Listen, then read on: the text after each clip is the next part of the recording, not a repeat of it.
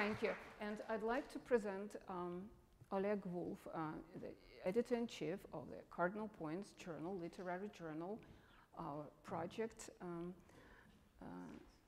which is the English.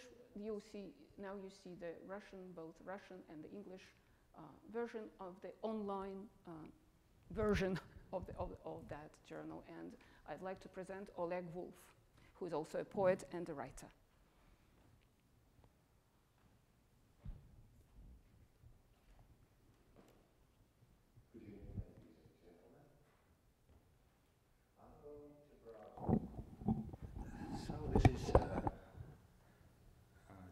Literary journal published in New York and featuring poetry, fiction, novels, translations, visual arts, and interviews.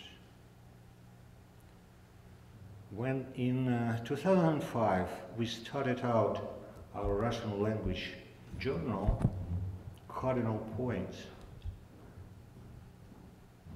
which is Storoны Sveta, Cardinal Points in Russian.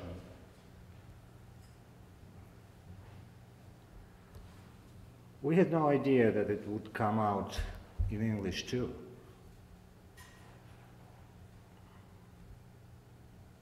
Like this. But it did. In 2010, the first 2 volumes of Cardinal Points came out in New York. Why did we do it?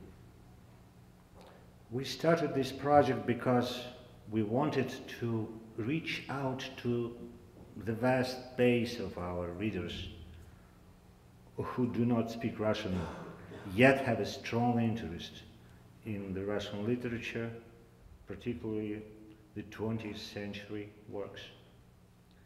It is often difficult to translate these works, which impedes appreciation of Russian literature by the non-Russians. But the genuine interest still exists, and it greatly moves us, the fortunate native speakers. Hence, we established our mission of bringing Russian literature and Russian culture in general a bit closer to English readership.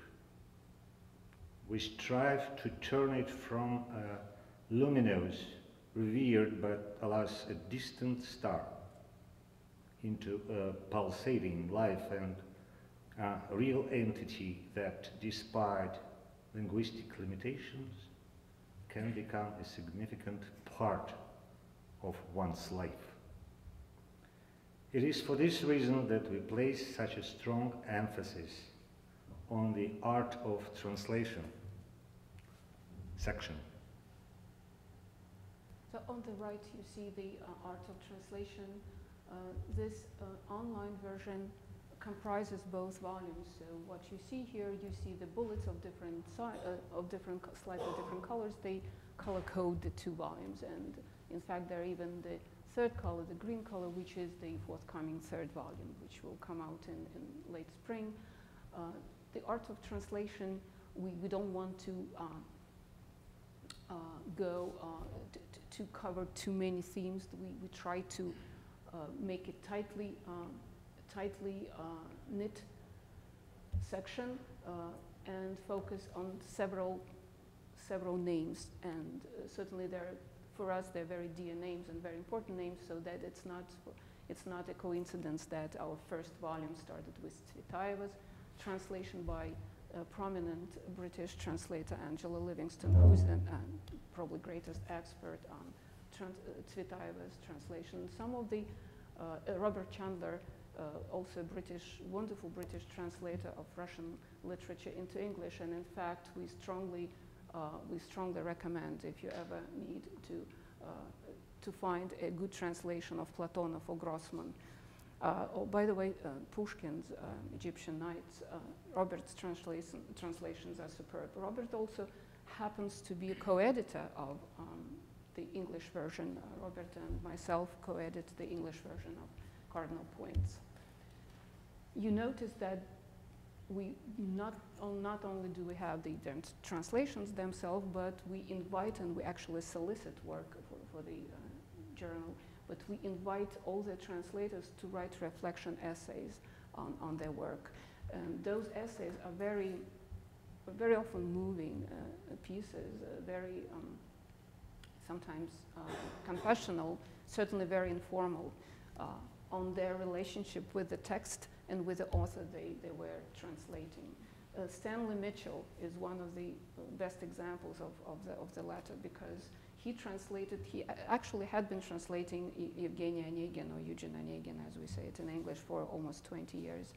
And he suffers from bipolar disease. So this is an essay that tells a story of a manuscript that was several times was destroyed, close to being destroyed, much like Gogol's second volume, and still survived and gloriously. It's a wonderful translation that came out in Penguin Publishing House in London 2 years ago. So Stanley wrote this wonderful essay for us, and certainly there are some pieces of Evgeny Onegin itself. And Sibyl and Forreston is one of the examples of the American translators and scholars and writers. She teaches at Swarthmore, and she translated for us at our request a cycle by Marina Tsvetaeva, again, you hear the same name, and wrote a wonderful piece on that. So these are just but several examples. Daniel Weisbord is a well-known expert on Russian literature and translator of Brodsky and other poets on the 20th century.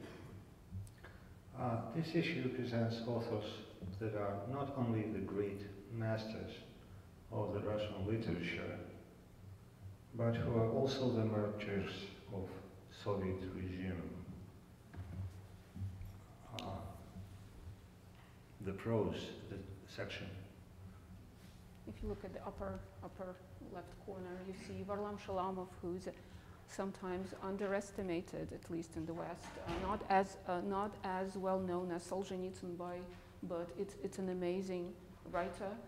For many of us, a writer much better than Solzhenitsyn was, and certainly deserving a great attention from the readers.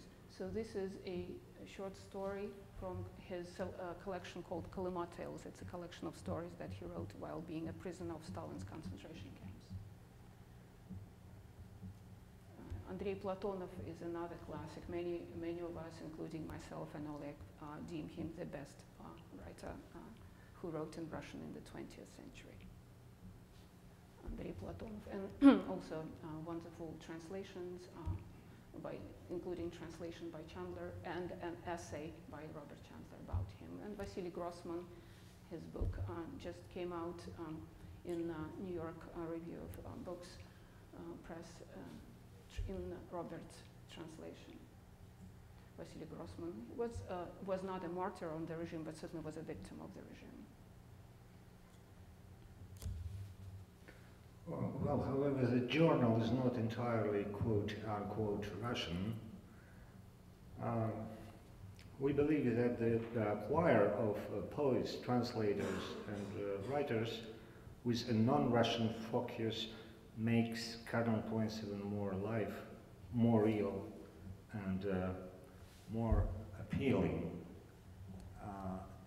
as it is in our poetry section. You can see that, although the subtitle of our journal is Russian Lit on the Move, which is kind of a poetry line in itself, and it's all right. But you see Alicia Stryker, you may know, her poetry is a very well-known, award-winning American poet. Glenn Maxwell, Carrie Keyes, Glenn Maxwell. So it's just very interesting and very different names, and including some Russian poets in English translation. Also Ilya Kaminsky. Ilya Kaminsky, a young, wonderful poet of Russian descent who came as a child from Odessa, but he's an American poet. So this is more or less what we wanted to show you, and if you have any questions about the journal, you can certainly ask us when you just catch us in the hallway and ask. Just to mention to you, there's a Bates connection, just by chance. One of the translators is Ellen Chances at Princeton University, who grew up in Lewiston. Her father's a Bates, was a Bates professor. Her mother was a Russian pianist. Pianist, for yes. many years. It's amazing because I know about the pianist part of Ellen's ancestry, but I didn't know about the Lewiston part. Yes, she teaches at Princeton and she's a wonderful scholar. She translated Beethoven's prose, the contemporary writer, and she wrote an essay about that. Thank you, thank you. We didn't know that. We'll confront Ellen. Why didn't you tell us? I see you also have one of Maine's poet laureates there, Say it again, please. Baron Wormser. Yes, Baron Wormser, Maine poet, a wonderful poet who lived for a long time, lived in Maine, and today he sent me a letter that's saying how much he misses Maine, and you know that he lives in Vermont right now, and he was a poet laureate of Maine, as you know. In fact, among our poets, there are quite a few poet laureates of counties or states, but it's not because we choose